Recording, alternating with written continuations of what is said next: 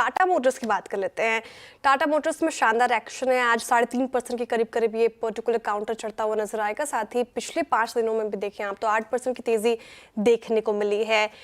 एक फैक्टर तो सुदर्शन जी ने मेंशन किया, रेयर अर्थ मैग्नेट पर कर्व हटने की वजह से एक फोकस में आया है। इसके अलावा कौन से फैक्टर्स है, क्यों दौड़ रहा है टाटा मोटर्स, और डिटेल में समझते हैं दीपाली से।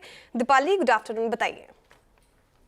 Good afternoon Shreya. तो इन जनरल जो फैक्टर्स ऑटो सेक्टर के लिए प्ले कर रहे हैं उसका बेनिफिट तो टाटा मोटर्स को मिल ही रहा है, फिर चाहे वो रेयर अर्थ मैग्नेट से जुड़ी हुई खबर हो या फिर जीएसटी रिडक्शन की ही बात क्यों ना हो। लेकिन हम 2-3 स्पेसिफिक फैक्टर्स की बात करेंगे जिसकी वजह से ये तेजी फ्यूल होते हुए दिखाई दी है। जैसे आपने मेंशन किया, पिछले 5-6 सेशंस में 10% ये स्टॉक चल चुका है। लेकिन इंपॉर्टेंट ये है कि अब तक टाटा मोटर्स का जो फोकस रहा था वो डोमेस्टिक सेगमेंट में ही रहा था। अगर आप बाकी 4 व्हीलर प्लेयर से कंपेयर करें तो उनका एक्सपोर्ट ओरिएंटेशन भी काफ़ी ज़्यादा रहा है in comparison to Tata Motors. लेकिन अब वापस टाटा मोटर्स एक्सपोर्ट स्ट्रैटेजी पर काम कर रहा है और साउथ अफ्रीकन मार्केट में री एंट्री आज से की है।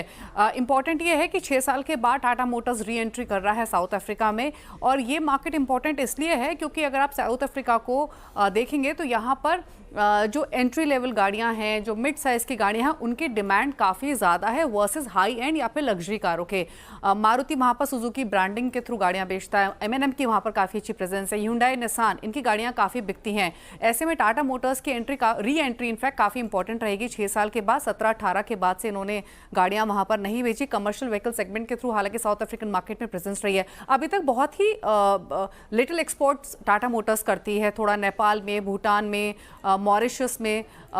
तो ये 2-3 मार्केट हैं जहां पर टाटा मोटर्स का फिलहाल एक्सपोजर है। लेकिन साउथ अफ्रीका में री एंट्री एक इंपॉर्टेंट एस्पेक्ट के तौर पे देखी जा रही है। इसके अलावा जीएसटी रिडक्शन का तो बेनिफिट मिलेगा ही। 87% प्रोडक्ट पोर्टफोलियो ऐसा है जो कि जीएसटी के हायर दायरे में आता है। अगर कम होता है जीएसटी रिडक्शन तो उसका बेनिफिट मिलेगा। और एक और इंपॉर्टेंट फैक्टर यह है कि अगर आप पूरे ही ऑटो बास्केट को देखेंगे तो Tata Motors consistently under performer रहा है। जुलाई 2024 में 1176 के हाइज लगाए थे, वहां से ऑलरेडी 40% नीचे है। बाकी स्टॉक्स ऑल टाइम हाइज के आसपास है, ज़्यादातर शेयर्स, और काफ़ी अच्छा रनअप देखा है।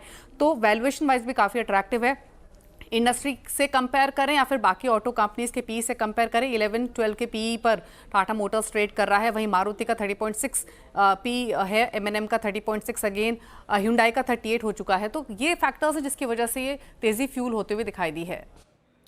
यानी आप कहेंगे कि यहाँ इंडिया में उनका एसयूवी पोर्टफोलियो अच्छा कर रहा है, साउथ अफ्रीका में उनकी टिगोर, अल्टोरोस, पंच, इसको एक मौका मिलेगा है? बिल्कुल। और वीरू, एक चीज़ और बताना ज़रूरी है कि अगर आप FY25 के आंकड़े देखेंगे तो एमएनएम ने हाईएस्ट एवर सेल्स रिपोर्ट की थी एमएनएम में। तो वहाँ पर आप प्रेजेंस देखिए कितनी इंपॉर्टेंट हो सकती है टाटा मोटर्स की। इनफैक्ट ईवी प्लस प्लस जो इनका एसयूवी पोर्टफोलियो यानी पंच, कर्व, नेक्सॉन, साथ ही साथ हैरियर, ये तमाम गाड़ियाँ वहाँ पर बिकेंगी।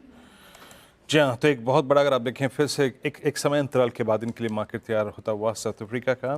दीपाली, बहुत बहुत शुक्रिया आपका। मैं बात करता हूँ, आई मीन टेक्निकली सबसे ओवरसोल्ड अगर आप देखें तो ये मार्केट, ये टाटा मोटर्स आज 100 EMA को पार करता हुआ। मयूरेश जी, अभी आपने दीपाली को सुना भी, आई थिंक इस ट्रिगर को बाजार हाथों हाथ ले भी रहा है, एंड स्पेशली इनकी छोटी गाड़ियों के लिए बाजार दोबारा खोलने को तैयार। आपकी राय, टाटा मोटर्स इस प्राइस पे आपका आउटलुक क्या है इस पर? जनरली ऑटो इंडस्ट्री के लिए वीरू जी आई थिंक न्यूज़ काफ़ी पॉजिटिव है और एक्सपेक्टेशन और उम्मीद यही जताई जा रही है कि जैसे नए लॉन्चेस काफ़ी कंपनीज करेंगी, वो टाटा मोटर्स हो, मारुति हो, एमएनएम हो, I think because of the rationalisation कहीं ना कहीं आई थिंक एक वॉल्यूम्स पे एक पॉजिटिव इफेक्ट इसका देखा जाएगा। However, I think the largest scheme of things for Tata Motors depends on the JLR performance. और इसलिए आई थिंक JLR का परफॉर्मेंस कैसे रह सकता है ओवरसीज मार्केट में, स्पेसिफिकली चाइना हो, स्पेसिफिकली नॉर्थ अमेरिका हो, and when there is a lot of tariff uncertainty over the next few months. मुझे लगता है एक सेंटिमेंटल इम्पैक्ट आपने टाटा मोटर्स के प्राइस में जरूर देखा है, पर कहीं ना कहीं ये कंसोलिडेट करेगा looking at how the global developments are taking place, क्योंकि ग्लोबली भी कंपटीशन काफ़ी भारी चल रही है।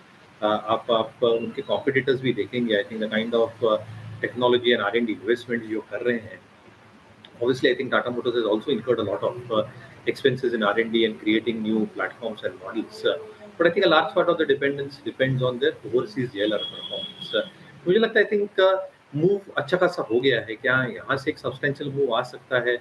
I have my doubt unless we get further clarity on JLR. तब तक जैसे मैं कह रहा हूँ, I think Hyundai is something that we continue holding, M&M is something that we continue holding in our local and global portfolio.